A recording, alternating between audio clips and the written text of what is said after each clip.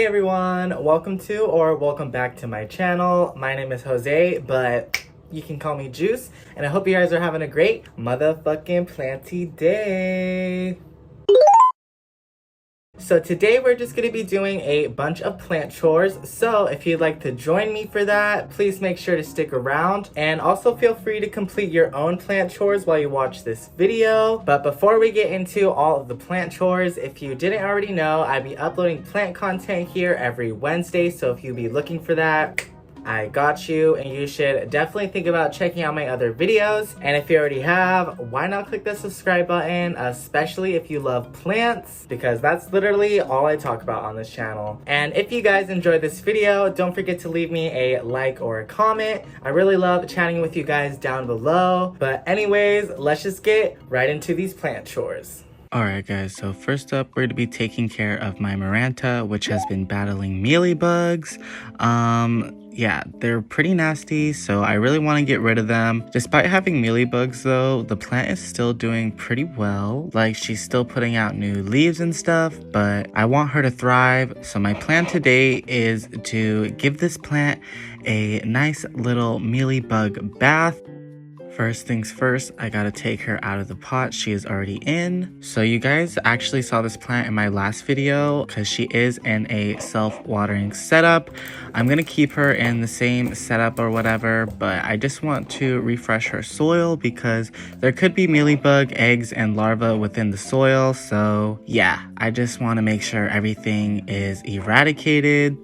So I loosened up the roots as best as I could, but I am also going to be putting it under the faucet just so I could really clean them out.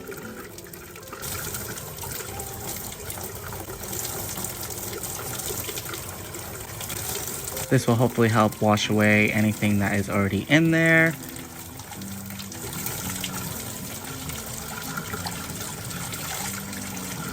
And then I also made sure to wash off the leaves just to try and get any mealybugs that were sitting on top.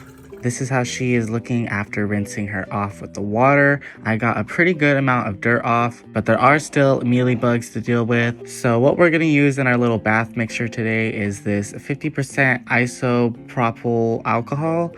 I don't know if I pronounced that right, but this literally kills mealybugs on contact. And then we will also be using this Dawn dish soap because this actually helps fight against pests as well. And then of course we got some hydrogen peroxide just as an extra measure. So we're gonna go ahead and mix everything up, starting off with the alcohol and then some hydrogen peroxide.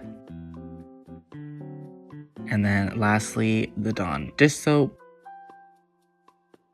And now we're just going to mix and dilute all of this into tap water. And now that this is all done filling up, let's go ahead and add our plant. So I'm really hoping this will work.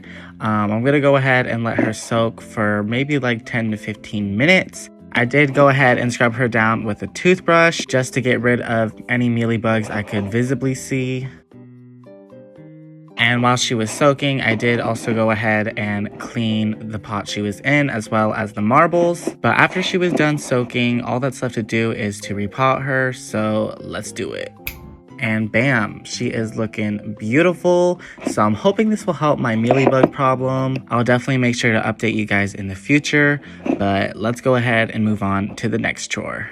Alright guys, so next up we're going to be giving a moss pole extension to my philodendron camposportoanum. So this plant is doing pretty well these days. I did chop her back not too long ago though, so she is just working on some new growth points. She even put out a new leaf right here, so she's definitely going to start popping off for me again soon. So I really need to make sure there's enough moss pole for her to climb. But honestly, I've been putting this off for so long. That was part of the reason why I chopped her back, just so I could buy myself some more time. But the day is finally here, so I'm gonna stop being lazy and let's go ahead and extend her moss pole. So first off, I'm just gonna go ahead and count all of the little squares around the moss pole, just so I can know how much I need to cut out so that it is a perfect fit right on top of the previous moss pole. So I counted around 18 different squares, And one thing I like to do is just go up one more square just so I can overlap the poles because it makes it a lot easier to zip tie them together. So I'm just gonna go ahead and cut out the appropriate amount that we will need.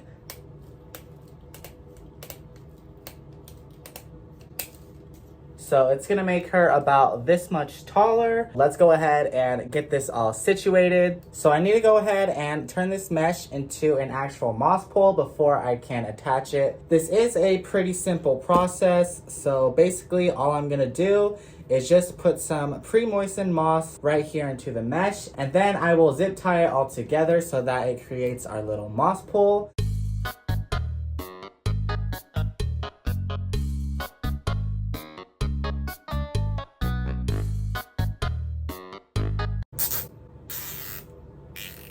All right, and now that we're all done creating this moss pole, let's go ahead and attach it to the rest of the plant. All right, so here's my camposportoanum, and I'm gonna go ahead and add some moss on the top just to make sure there's no gap in between the two moss poles.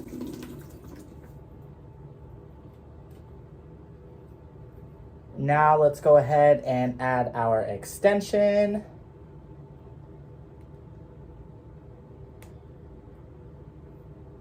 All right, that literally fit perfectly. So now I'm gonna go ahead and zip tie the second moss pole to the first moss pole. This is usually easier said than done.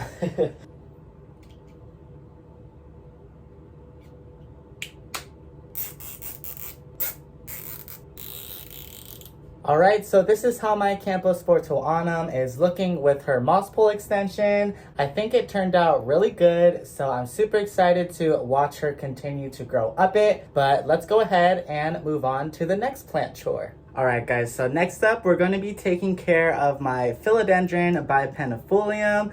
So as you can tell, this girly is getting pretty tall and she's already made it to the top of her current moss pole. So we will be extending this one as well. But before I do all of that, I do want to repot her first because the pot she's in right now is super small compared to the rest of the plant. And it's not able to take the weight of this big moss pole here. So it's pretty unstable, and I'm sure she's probably root bound at this point, so I think she'll really appreciate an upgrade in pot size. All right, so this is the pot she is currently in, and like I said, it is literally so small compared to the rest of the plant. So first things first, we need to go ahead and take the plant out of here. So I'm gonna try and lay her down gently.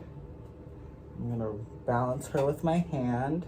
So the soil already looks pretty loosened up. So I'm hoping she'll just slide right on out of here. Oh, she's coming out. All right.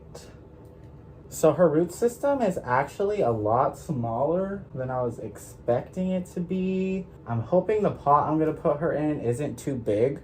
All right, so this is the pot I was wanting to put her in. As y'all can see, it is pretty big, but I did choose this one because it is a little heavy. So the weight of the moss pole shouldn't be able to topple this over or anything. But like I said, this plant does have a much smaller root system than I was hoping for. But at the same time, this plant is used to the soil being consistently moist. So I think she should be fine, or at least I'm really hoping she will be. But I am gonna go ahead and just put her into this pot. And if something goes wrong, then I'll just face the consequences. But I really wanna use this pot, so I'm gonna freaking use it, okay? All right, so I filled this pot up with some soil on the bottom and just put the plant on top. So now I just need to fill the rest of this up with some more soil mix. But before I do that, I do want to make sure this moss pole is going to stay stable. So I do have this really long plastic stake, and I'm going to be putting it behind the moss pole. So I'm hoping this will be strong enough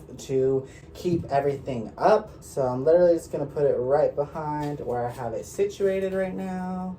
All right, and now I'm going to continue to fill this up with soil.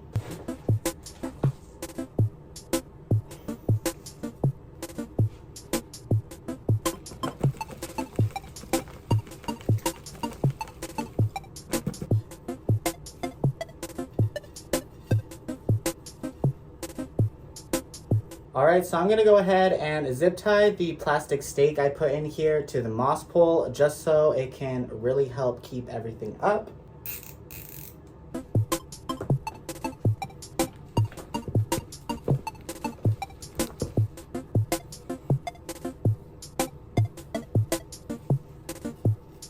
Alright, so now that my bipennifolium is all repotted, let's go ahead and add that moss pole extension, which I actually made off screen. So now we just need to attach it.